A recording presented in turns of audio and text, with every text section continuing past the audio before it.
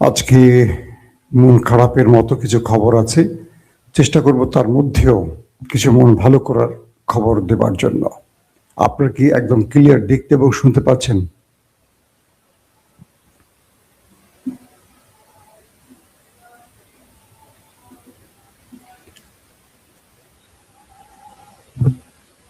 প্রিয় দর্শক, আজকে সকালটা হয়তো আপনাদের যারা প্রথম দেখছেন বা অনেকেরই হয়তো জেনে গেছেন ইতিমধ্যে, আপনাদের অনেকেরই মনটা খারাপ হতে পারে। সেটা হলো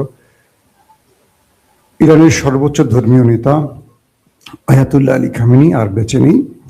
ইরানের রাষ্ট্রীয় গণমাধ্যম তারা স্বীকার করেছে যে ইসরায়েলের হামলায় শাহাদাত বরণ করেছেন ইরানের সর্বোচ্চ নেতা আলী খামেনি। কয়েকটি প্রশ্ন উঠেছে যে তাকে এত সহজে হত্যা করলো কিভাবে ইসরায়েল, কিভাবে পারল, নেপথ্যে কারা জড়িত ছিল, 2 নম্বর তার মৃত্যুতে কারা দায়িত্ব নিতে পারে, মার্কিন ইসরায়েলের স্বপ্ন কি পূরণ হবে, 3 নম্বর প্রশ্ন যুদ্ধ কোন দিকে যাচ্ছে, তবে খামেনি এবং শীর্ষ কমান্ডারদের মৃত্যুর পর ইরান ইসরায়েল যুদ্ধ কোথায় গিয়ে থামবে। আপাতত এই 3টি বিষয় নিয়ে সংক্ষিপ্ত লাইভ সেশনে আলোচনা করব ইনশাআল্লাহ। প্রথমে আসি আলী খামেনির শাহাদাত নিয়ে। 86 থেকে 87 বছর বয়সী আলী খামেনি প্রায় 36 বছর ধরে ইরানের সর্বোচ্চ ক্ষমতায় বসে আছেন। রুহুল্লাহ খমেনির কাছ থেকে এই দায়িত্ব নিয়ে তিনি প্রায় 36 বছর ইরানের বিপ্লবকে বাঁচিয়ে রেখেছেন, যেটাকে বলা হয় ইসলামিক প্রজাতন্ত্র ইরান। ইরানের মূল টার্গেট ছিল পশ্চিমা দুনিয়ার সাথে ইসলামী চেতনাকে বাঁচিয়ে রাখা এবং একটি ইনসাফ ভিত্তিক রাষ্ট্র প্রতিষ্ঠা করা। ইরান সেটা, বা খামেনি পরিবার সেটা তার জীবন দিয়ে করে গেছেন। মার্কিনীদের টার্গেট হলো পৃথিবীতে কোনো মুসলিম রাষ্ট্র মাথা উঁচু করে দাঁড়াবে না, কেবল দাঁড়াতে পারবে বিড়াল অথবা ইঁদুরেরা অথবা তেলাপোকা। যেমন পৃথিবীতে দাঁড়িয়ে আছে অনেকগুলো ইঁদুর, বিড়াল, তেলাপোকা। আরব রাষ্ট্র নামক আমাদের শেখ, আমাদের ধনকুবের কিছু আমির উমরারা, সৌদি আরব, কাতার, কুয়েত, বাহরাইন, আরব আমিরাত, জর্দান, এখানে আমরা দেখতে পাচ্ছি কি পশ্চিমা দুনিয়ার পাপেটরা, পাপেট বললো না, পশ্চিমা দুনিয়ার কি বলবো, সবচেয়ে নিকৃষ্ট ওয়ার্ড হতে পারে কি, তারা বসে আছে। ইরানে মানুষের ক্ষমতায়ন প্রতিষ্ঠা করতে চায় আমেরিকা, অর্থাৎ তারা বলছে যে আমরা ইরানে গণতন্ত্র প্রতিষ্ঠা করব, মানুষ যাদেরকে ক্ষমতায় দেখতে চায় তাদের বসাতে চায়, মানুষের ভোটে যারা নির্বাচিত হয় তাদের বসাবো। কত ঠেকা পড়ছে পশ্চিমাদের নিজের খেয়ে ইরানে তারা গণতন্ত্র আনবে। তাহলে আমার প্রশ্ন পশ্চিমা দুনিয়ার কাছে, আপনারা সৌদি আরবে, কাতারে, কুয়েতে, আরব আমিরাতে, জর্দানে, বাহরাইনে, সেখানে কেন গণতন্ত্রের কথা বলছেন না, মানুষের সরকারের কথা বলছেন না? সেখানে তো যুগ যুগ না, সেখানে শত শত বছর ধরে ক্ষমতায় বসে আছে রাজারা, রাজাদের পোলারা, রাজাদের নাতিরা, পুতিরা, খুতিরা। তো সেখানে কি মানুষের ভোট দেওয়ার অধিকার থাকা উচিত না? এই প্রশ্ন করা যাবে না, কারণ সৌদি আরব তাদের পেট্রো ডলার বিক্রি করে মূল টাকাটা আমেরিকাকে দিয়ে দেয় ক্ষমতা বাঁচিয়ে রাখার জন্য। তারা আমেরিকার বিশেষ দণ্ডতে তেল মাখে তাদের তেল দিয়ে, আর আমেরিকা মজা পায়, এতে আমেরিকা বলে তোরাই থাকবি ক্ষমতায়। কিন্তু ইরান মুসলিম বিশ্বের মধ্যে মাথা উঁচু করে দাঁড়াবার একটা চেষ্টা করেছে। ইরান বলছে বাকি মুসলিমদেরকে দাঁড়াও, তোমরাও দাঁড়াও, তোমরা যদি না দাঁড়াও ইমাম মাহাদি যে বিজয়ের লক্ষ্যে লড়বে সেই মুসলিম উম্মাকে খুঁজে পাবে কোথায়? এটা ইরানের বক্তব্য ছিল। হ্যাঁ, শিয়া সুন্নি নিয়ে অনেক দ্বন্দ্ব থাকবে, সেই আলোচনা আজকে যাবই না, কেউ এই আলোচনা প্রশ্নই আসে না। লক্ষ্যটা মূল জায়গা আছে ফোকাস। ইরান ফোকাস করছে কি, আর আমরা ফোকাস করতে চাই কি?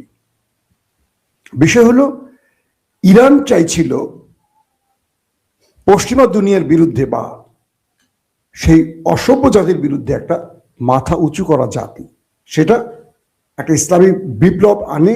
খামেনি পরিবার বা খামেনিরা সেই খমেনি সিলসিলায় সর্বশেষ 36 বছর টিকে থাকা পৃথিবীতে সর্বাধিক সবচেয়ে বড় ক্ষমতার 36 বছর কিন্তু কেউ টিকে নেই রাষ্ট্রীয় ক্ষমতা, একমাত্র Ali Khamenei, Ayatollah Ali Khamenei ছিলেন।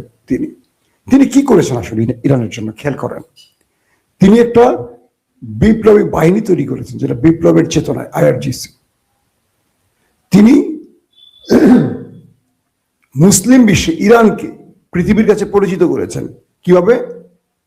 যেখানে কেউ সাহস করে না টোকা দিতে, দখলদার তাদের বুকের মধ্যে টোকা দিয়েছেন। যে আমেরিকাকে কেউ চোখ তুলে কথা বলতে পারে না, সেখানে চোখ তুলে তাকিয়েছেন। পারে না না মারে, যেতেন আর না যেতেন, এই শুরুটা ইরান করেছে। আর বাকি মুসলিম দেশগুলো আমেরিকা ইসরায়েলের কাছে মাথাটা নিচু করে বসে থাকে আর জি হুজুর করে। যাক, আলী খামেনিকে নিয়ে সবচেয়ে দুঃখজনক যে খবরটি হলো সেটি হলো, ধারণা করা হচ্ছে ইরানের ভেতরে তার নিকটস্থ বিশ্বাসঘাতকদের কারণে তার এই মৃত্যুটা হতে পারে। কি রকম?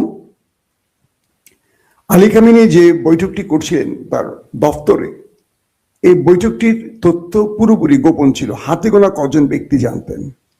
যারা জানতেন, আইআরজিসির শীর্ষ কমান্ডার, শীর্ষ পলিটিশিয়ান যারা থাকবেন সেই মিটিংয়ে, কিছু কমান্ডার আর আলী খামেনি। সূত্রগুলো বলছে যে আমেরিকা বা ইসরায়েল নর্মালি রাতে আক্রমণ করে, কিন্তু এই গোপনীয়, অতি গোপনীয় মিটিংটির খবর যারা জানতেন তাদের মধ্যেই বিশ্বাসঘাতক ছিলেন বলা হচ্ছে। কারণ তারা যেভাবে এই মিটিং কার্যালয় আলী খামেনির অফিসে এসেছিলেন, এরা খুব গোপনীয়তার মাধ্যমে সবকিছু করা হচ্ছিল। এবং যিনি এই তথ্য মোসাদকে বা সিআইকে দিচ্ছিলেন, তিনি সেই মিটিংয়ে ছিলেন। হয় তিনি শহীদ হয়েছেন, অথবা তিনি সেই মিটিংয়ে না ঢুকে বের হয়ে চলে গেছেন। অর্থাৎ তিনি বিশ্বাসঘাতক। এটা নির্ণয় করা যাবে, বা কিভাবে ইরান করবে আমি জানি না। যে জাতি নিজেকে পশ্চিমা দুনিয়ার কাছে বিক্রি করে দেয়, তাদের পাপেট হতে চায়, তাদের ভাগ্যে কি আছে বুঝতে পারছেন। তবে ইরানের সবাই তো এটা না। যেমন আমরা আমাদের দেশের কথা বলি, আমরা অনেক বড় কথা বলি, দিল্লি না কি, দিল্লি না পিন্ডি, পিন্ডি না দিল্লি, কত কথা বলি না আমরা। দিন শেষে তাদের খুশি করতে আমরা ক্ষমতায় বসে পড়ি। রাজনীতির ভোট চাওয়ার সময় বড় বড় স্লোগান দেয়া যায়,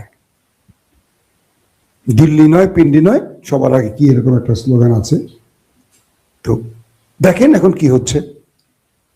বাংলাদেশে পররাষ্ট্রমন্ত্রী বসছেন মার্কিন চয়েস, স্বরাষ্ট্রমন্ত্রী বসেছেন ভারতীয় চয়েস। বাংলাদেশ কোথায়? ভারতের আর আমেরিকার চয়েসে যদি হবে, বাংলাদেশের চয়েসটা কোথায়? এটা হলো আমাদের, আমরা মুসলিম জাতি, আমরা ভোট দিচ্ছি কাকে? চোরকে, বাটপারকে, লুটেরাকে, ঋণ খেলাপিদের আমরাই ভোট দিয়ে বিজয়ী করছি। আবার আমরাই বলছি জিনিসপত্রের দাম বাড়ছে কেন? আবার আমরাই বলছি ধর্ষণ বন্ধ হচ্ছে না কেন? আবার আমরাই বলছি এই দেশে শান্তি আসবে কবে? আমাদের মধ্যে সোনার ছেলেগুলোকে আমরা মানে যে সোনার ছেলেরা যেখানে সেখানে ধর্ষণ করে, তাদেরকে আমরা বেছে নিচ্ছি আমাদের নেতা হিসাবে। তো সেই জাতির ভাগ্যে কি আসবে বলেন? এই জাতিকে আপনি কিভাবে পথ দেখাবেন? এই জাতি যখন রাস্তায় ভিক্ষা করে, ভিক্ষা দিবেন না যে তোমরাই তো ভিক্ষুক হয়েছে নিজেদের দোষে। তোমরা তো থাকবা মাথা উঁচু করে, তোমাদের কি নেই? সম্পদ সব আছে, তোমরা ভিক্ষা করছো কেন? কারণ তোমরা তোমাদের নেতা চয়েস করছো তাদেরকে, যারা সব লুট করে বিদেশে নিয়ে যাচ্ছে, আর তোমরা ফকির হচ্ছ। সো ভিক্ষা করি খাও তোমাদের জন্য। তোমরা যেমন, আল্লাহ তোমাদের জন্য সেই নেতা পাঠিয়েছে। ইরানে আলী খামেনিকে তার জনগণই চয়েস করে বসিয়েছে, তাই না? ইরান যারা ঘুরেছেন তারা জানেন একটা সাজানো গোছানো দুনিয়া। ইরানকে অর্থনৈতিকভাবে শুধু আমেরিকার স্যাংশন দিয়ে এভাবে ডাউনে রেখেছে, কিন্তু ইরান এক সম্ভাবনাময় দেশ, তেল গ্যাস সব আছে, সব তারা ব্যবহার করছে।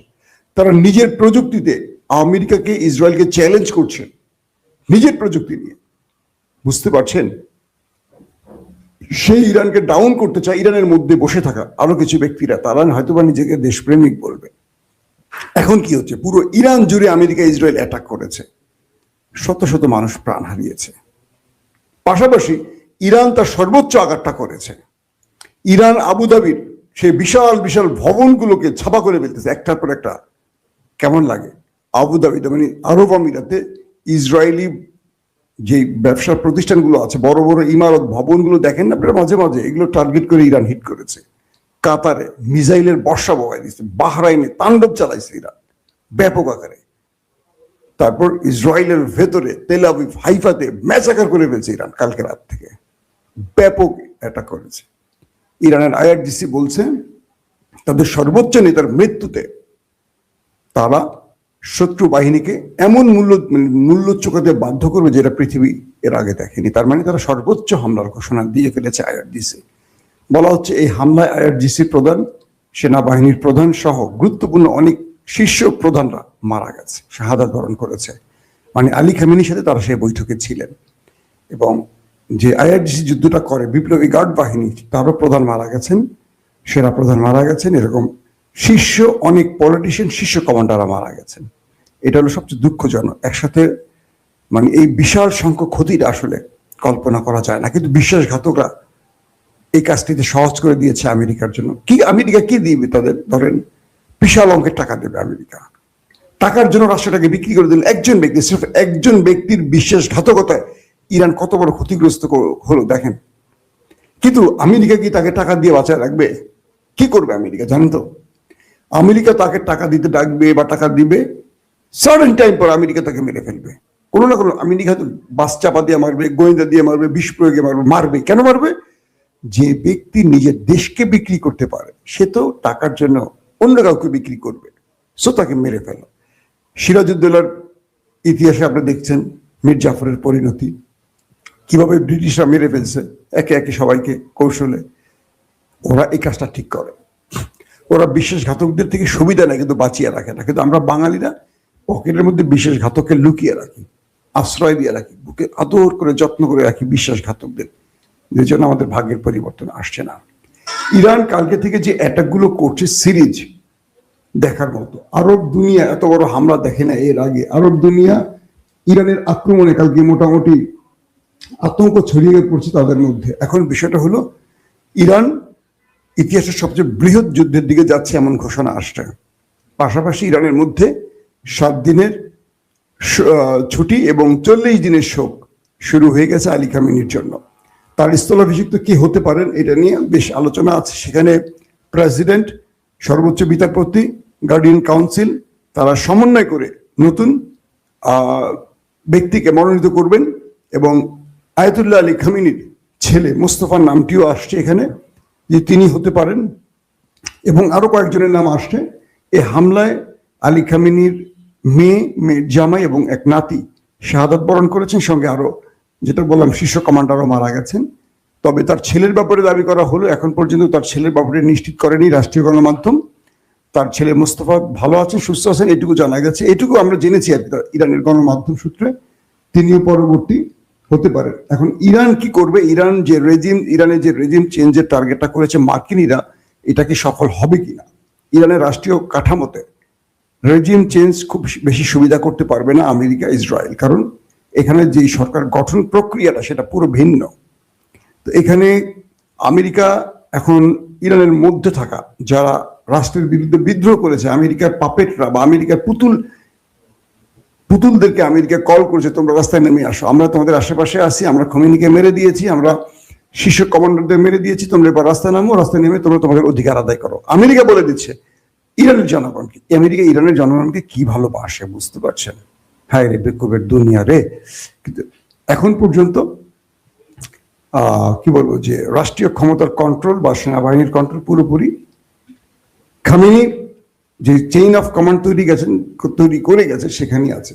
তো সবকিছু মিলে ইরানের আগামী কয়েক ঘন্টার মধ্যে বড় কিছু হয়তো আমরা দেখবো, যে ইরান আসলে কোন দিকে যাচ্ছে। ইরান কি আমেরিকার কাছে পরাজিত হয়ে গেছে, মাথা বিক্রি করে দিয়েছে, না ইরান আরো জোরে সোরে আক্রমণ করছে, বা এই লড়াইটা আরো দীর্ঘদিন চলবে, নাকি সংক্ষিপ্ত পরিসরে যুদ্ধটা শেষ করবে, আমেরিকা স্থলবাহিনী ঢুকাবে কি ঢুকাবে না, এই জিনিসগুলো আমরা আগামী কয়েক ঘন্টার মধ্যে দেখতে পাবো। সিরিজ আপনারা আমাদের সাথে লাইনে থাকবেন, আমরা চেষ্টা করব পূর্বের মতো আপনাদেরকে প্রতি আপডেট আসার সঙ্গে সঙ্গে